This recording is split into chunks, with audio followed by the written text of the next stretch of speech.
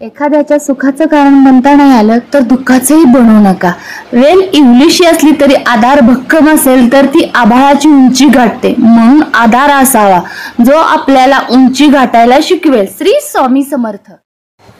येणारी पौर्णिमा शनिवारी कुलधर्म पौर्णिमा असे म्हणतात। कुलधर्म पौर्णिमा म्हणजे आपण आपल्या देवीचा कुलाचार करायचा। बघा चैत्र नवरात्री झाली तर जर तुम्हाला मासिक विटास सुतक किंवा कुठल्या प्रॉब्लेममुळे तुमच्या त्या सेवा झाल्या नसतील तरी काही प्रॉब्लेम नसतोय। आता कुलधर्म पौर्णिमा असते, ह्या येणाऱ्या पौर्णिमेला आपण कुलधर्म पौर्णिमा म्हणायची, कारण कुलाच्या देवीचा देवाचा करायचा असतो। आणि अदरवाईज एक्स्ट्रा आपल्याला मारुती म्हणजेच काय हनुमान जयंती वार शनिवारच घटून आलाय, शनिवारचीच पौर्णिमा आहे।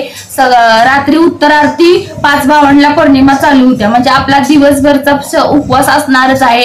हनुमान भक्तांचाही दिवसभरच असणार आहे, चंद्र बघितल्याशिवाय उपवास सोडायचा नसतो हो। आणि याची महत्वाची खासियत म्हणजे आपली सत्यनारायण सुद्धा शनिवारीच आहे आणि आपला उपवासही त्या दिवशी घडून जातोय। फक्त फरक काय, चंद्राचं तोंड बघितल्याशिवाय आपण उपवास सोडायचा नाही, एवढं लक्ष ठेवा। पण ह्या दिवशी सेवा कोणत्या करायच्या, कशा करायच्या, याची फलश्रुती काय आहे आणि आपल्या सेवा राहिलेल्या आपण ह्या दिवशी कशा पार पाडायची याची संपूर्ण माहिती आजच्या आपल्या व्हिडिओमध्ये मिळणार आहे। तर तुम्ही सर्वांनी आपला व्हिडिओ कुठेही मध्ये आधी न थांबवता संपूर्ण पहा, म्हणजे तुम्हाला याची जाणकार माहिती मिळून जाईल। तर नमस्कार, तुम्हा सर्वांचे आपल्या चॅनलमध्ये खूप खूप स्वामीमय स्वागत आहे। बघा कुलाचार नवरात्री देवीची सेवा असते, तसंही मी सांगितलं तुम्हाला चैत्र नवरात्रीत ही करायचे। जर तुम्हाला दुर्गा सप्तशतीचा वेळ असेल तर पठण करा दुर्गा सप्तशतीचा। आणि आपल्या कुलदेवीच्या टाकाला किंवा श्रीयंत्राला म्हणजे अशा स्वरूपाचं श्रीयंत्राला कुंकुमार्जन ही सेवा झालीच पाहिजे। आणि कुंकुमार्जन एकटीने नाही करायचं, तर 7 जणी बायका कशाही असू द्या, तुमच्या लक्षात आलं असेल अशीच पाहिजे तशीच पाहिजे नाही, बायका कुठलीही असू द्या, मुलगी असू दे, लग्नाची असू दे, विवाह असू दे अथवा विधवा असू दे, काही असू दे, सगळ्या समान असतात आपल्या देवाला। 7 जणी बायका मिळून ह्याला कुंकुमार्जन करायचं। तर बघा सारी पडलं असतं, घसरत नाही, यांच्यावर वस्त्र आहे हे गुळगुळीत असल्यामुळं, आणि ह्याच्यावर आपण कुंकुमार्जन करायचं। मग पौर्णिमेला स्वच्छ आंघोळ घालून अभिषेक घालून श्रीयंत्रावर कुंकुमार्जन करायचं, अतिशय लाभदायक फळ। आपल्या श्रीयंत्राला कुंकुमार्जन करायचं, त्या दिवशी अभिषेक घालून स्वच्छ धुवून वगैरे पुसून झाल्यानंतर 7 जणी बायका मिळून याच्यावर कुंकुमार्जन करायचं। ही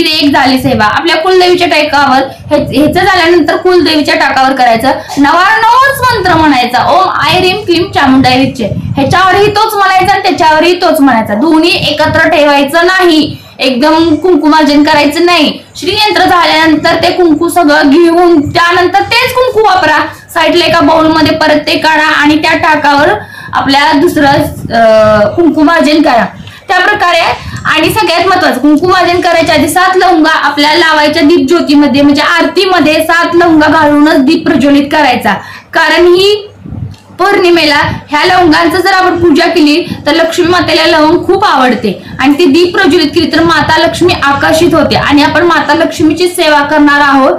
तर अशा स्वरूपात कुलधर्म पौर्णिमेला नेहमी आरतीत आपल्या 7 लवंगा टाकूनच आपण दीप प्रज्वलित करायचा। दुसरी गोष्ट, आपल्या तुळशीची सेवा करेक्ट 6 वाजता संध्याकाळी तुपाचा दीप लावायचा, त्यात ही 7 लवंगा टाकायच्या। बघा देवघरात सुद्धा आपण सकाळी कुंकुमार्जन करणार आहोत, त्यातही 7 लवंगाचाच वापर करायचा आणि तुळशी जवळही तुपाचा फक्त दिवा लावायचा, त्यातही 7 लवंगाच टाकायच्या।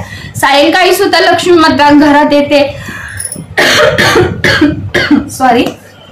त्यानंतर सेवा कुठली करायची, मारुतीचा हनुमान चालीसा स्तोत्र पठण करायचं। पहा राम रक्षा स्तोत्र पठण करायचं, ह्या वेळी सुद्धा राम रक्षा स्तोत्र पठण करायचं, हनुमान चालीसा स्तोत्र पठण करायचं।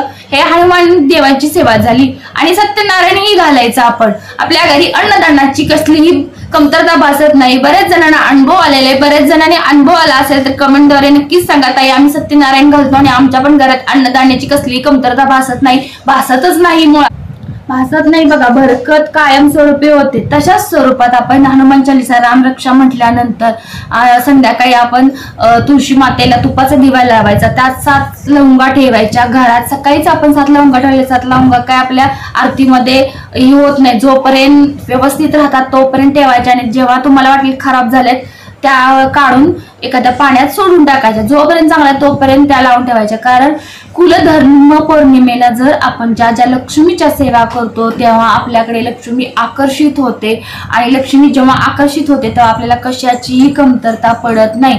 अनुभव घ्या, तुम्ही म्हणतच असता की काही गोष्टी तर आपल्याला बघा बरकत येत नाही, बऱ्याच ठिकाणी सेवा करतो तर बरेच खंडित जातं. तर मग अशा स्वरूपाच्या जर सेवा त्यात लागू राहिल्या तर निश्चितच आपली सेवा ही निश्चित फलश्रुती देऊन जाणारी असते. म्हणून आपण ज्या ज्या सेवा करायला राहिलो असेल तेव्हा तेव्हा जर दुसरा ऑप्शन आपल्याला मिळत असतो.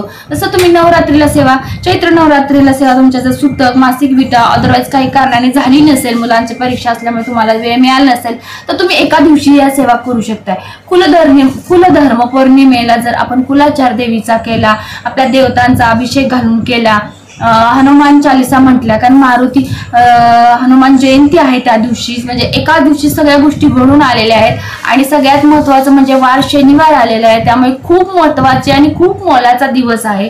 ह्या मोलाच्या दिवशी म्हणून तर तुळशीची पूजा करायची आहे. तुळशीच्या पूजेला तुपाचा दिवा लावून 7 लवंगा ठेवायच्या आणि तुळशी मातेला नमस्कार करायचा. तुमचं काही सगळी इच्छा नाही बोलली तरी तुळशी मातेला कळते. अहो ती तर खूप आपल्या दारात कायमची प्रज्वलित झालेली देवी माता असते, तिला सगळं माहित असतं. बघा, अशा छोट्या छोट्या उपायानं आपल्या घरात बरकत होते. काहींना काही वाटो, कारण सेवा मार्गातील हिंदू सेवा आपल्याला माहिती आहे, सिद्धमंगल सेवा आहेत. कुठल्याही गोष्टीचा अनुवारण न करता त्याचा प्रसाद फक्त त्यांना नाही द्यायचा. देव जरी असला तरी आपण देवाला दाखवला असं तुम्ही फक्त घरगुती छोटासा करा, खा, बाकीचं काही गोडधोड करत असेल तर त्यांना जेवायला घाला. एवढंच करा. सवासनी चोटी भरा आणि एक टॉवेल आणि टोपी गणला द्या. म्हणजे जोडपे आलं की आपण गण आणि परमेश्वरी म्हणतो अशा स्वरूपात करा. तुमच्याकडे काय म्हणतो माहित नाही, पण आमच्याकडे आम्ही गणच म्हणतो जोडप्याला. तर पहा, अशा प्रकारच्या कुलधर्म पौर्णिमेला सेवा करा आणि सगळे प्रश्न सोडवा. हॅलो, नमस्कार. तुम्हाला जर माझे व्हिडिओ मनापासून आवडत असतील तर तुम्ही निश्चितच आपल्या चॅनल सबस्क्राईब करा, लाईक करा, एक छोटीशी श्री स्वामी समर्थाची कमेंट करत जावा. जे प्रश्न असतील ते प्रश्न त्याला विचारत जावा. बेल आयकॉनवर क्लिक करत जावा, जेणेकरून नवीन येणारे व्हिडिओचे नोटिफिकेशन सर्वात प्रथम तुम्हापर्यंत मिळून जातील. सगळ्या गोष्टी, काही सेवा असतात ते सर्वात प्रथम तुम्हाला मिळून जातील. तुमच्या हातून त्या सेवा खंडित होण्यापेक्षा त्या सेवा ज्या त्या वेळेला जर झाल्या तर तुमची अधिकच सेवेची गंती स्वामी समर्थ महाराजांच्या हृदयावर कोरली जाईल. स्वामी समर्थ महाराजांच्या सेवा जिथे जिथे केली तर त्यांना कशाचीही कमतरता भासत नाही. भले डोंगरा एवढं संकट येणार असेल तर बोटाच्या नकावर येऊन टेकतं, एवढं मात्र लक्षात ठेवायचं. म्हणून स्वामी महाराजांच्या सेवा करायला कधीही विसरायचं नाही. स्वामी समर्थ महाराजांच्या सेवा जो करतो त्याला प्रत्येक सेवेकाला माहिती आहे मेवा हा खायला मिळतो. स्वामी समर्थ महाराज कुणाचीही सेवा ठेवत नाहीत जवळ, त्यांना दान दुपटीने चक्रीय व्याजाने परत करतात. महाराज कधीही कुणाचं ऋण ठेवत नाहीत. महाराज प्रत्येकाच्या पाठीशी असतात. फक्त तो सेवेकरी निष्ठुर नसला पाहिजे, त्या सेवेकराला दुसऱ्याही सेवेकऱ्याची जाण असली पाहिजे, कपटी नसली पाहिजे, भावना त्याची किंवा अदरवाईज स्वतःवृत्ती सारखी सेवा नसायला पाहिजे. ही सेवा म्हणजे मनभावे सगळ्यांना निष्क करून घेणारी सेवा असली पाहिजे, दुसऱ्याच्या दुःखात दुःख जाणणारी सेवा असली पाहिजे. तर स्वामी समर्थ महाराज तिथपर्यंत पोहोचतात. सामाजिक कार्य करत असेल तर स्वामी समर्थ महाराजांना खूप असे सेवाकरी आवडतात आणि त्यांची सेवा सफल पटकन होते.